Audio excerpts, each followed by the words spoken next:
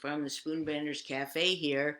I want to tell you about an amazing experience that I just had.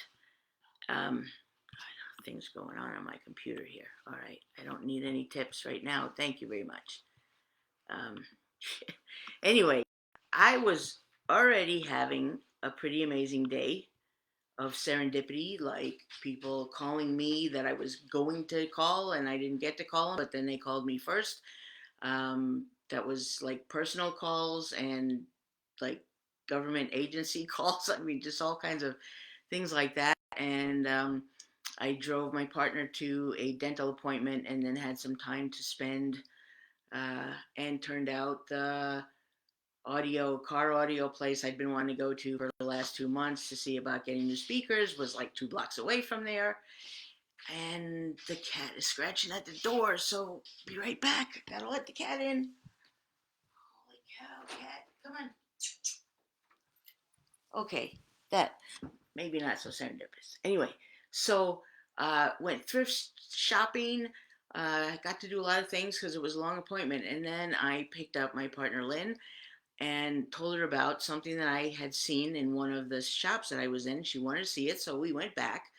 And as we were standing in the checkout line, she pointed to some jewelry in a case right by the counter, sales counter. And as I was looking to see what she was talking about, I noticed a piece of jewelry that I made by hand myself in 1989 when Sumish jewelry was just coming into being. And I I couldn't believe it. So here's a piece.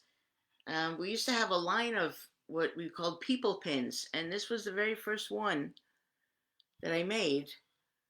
And it's just a uh, person seated, holding on to a aquamarine crystal.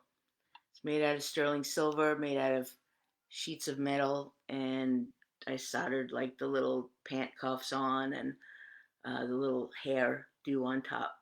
And this piece was actually um, inspired by myself being a little bit moody and introspective and liking to just sit and meditate and work with crystals. So this was the first one of its kind, and I actually have it stamped. There was a short period where I used a commercially made, yeah, that's not going to work. Commercially made stamp. It says Sumish 1989 and sterling silver. So I couldn't believe it. In all the years back since the 80s, well, before I started in the 70s, I guess, making jewelry, I've only twice ever come across something that I've made, in like a thrift shop or once on eBay. Kind of crazy wild.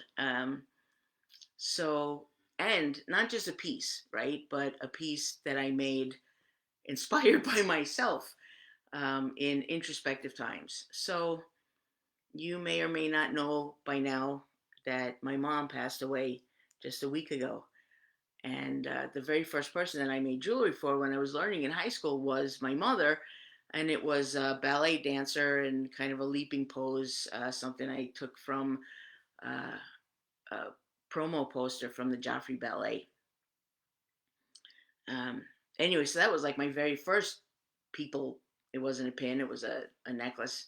Anyway, um, so sort of flabbergasted, and they wanted $30 for it, which might be about what I sold it for even back in 1989. And I just sort of mused out loud that I thought that I should be able to get a discount since I'm the one who made it in the first place. And the woman was like, okay, I'll give you 20% off. So that was cool. And as Lynn and I walked out of the store, I had it pinned on my jacket, which how I used to wear it back in the day. And I said, like, right now, Mom would say, see, it's a sign from the universe that you're supposed to keep making jewelry. And then my stepdad would nod in agreement. And I just felt like, these sort of things, it's kind of serendipities when they happen, always feel like some kind of wink from the universe. But this was a very special delivery message that felt like it was from mom, and just really precious. So I wanted to share that with you because magic happens. Magic happens, and we just need to keep our eyes open and show up. We don't necessarily have to concoct something or do some formula. I was just present and aware in my day and really just putting one foot in front of the other. And the universe and my mom were conspiring on my behalf. And I feel it, and I feel the love, and want to share that with you. I think somewhere in here there's a link to my Facebook jewelry page. I don't have any of this. This is really, it's been many years since I made any of these. I designed a line of women and doing, just lying back or out with a dog or seated, whatever. And my partner at the time, Ona, Susan, the Sioux half of the Sumish, designed a line of mom and baby animal pins, also in sterling silver and mixed with copper and some stones. Um, it was a lot of fun. People loved them, and this was just such a great blast from the past. I would have had photos, but they burned up in the fire. So I'm going to see if I can look in the Internet Wayback Machine. There really is such a thing, in case you don't know, and see if I can find some old copies of my website from the 80s and 90s, and see if I can rustle that up, and I'll post them in my jewelry Facebook group. But anyway, um, just kind of remarkable, in my opinion, and touched, feeling very touched. So thanks for listening, and if you have stories like that, please share them here. Let's all inspire each other. All right, night.